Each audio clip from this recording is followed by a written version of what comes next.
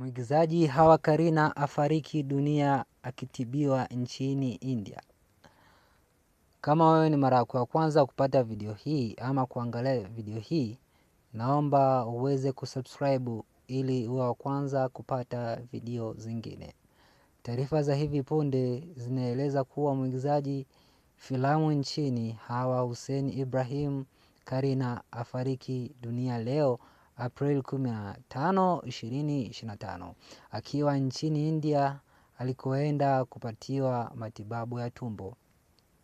Inaelezwa kuwa mwigizaji huyo atarajiwa kurejea nchini leo baada ya kufanyiwa upasuaji mkubwa kutibu tatizo la tumbo lililokuwa likimsumbua kwa kipindi cha miaka 9, huku akifanyiwa upasuaji wa tumbo mara 24.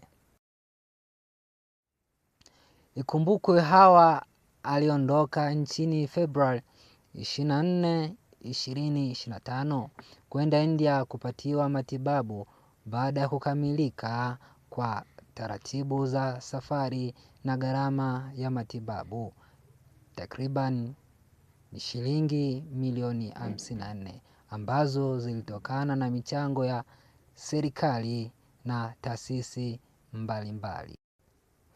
Kama ni mara yako ya kwanza kutizama video kutoka kwa chaneli hii, naomba uweze kubonyeza kialama chekundu kilichoandikwa subscribe ili uwe wa kwanza kupata taarifa pale tutakapokuwa tumeposti. Asanteni sana. Chao.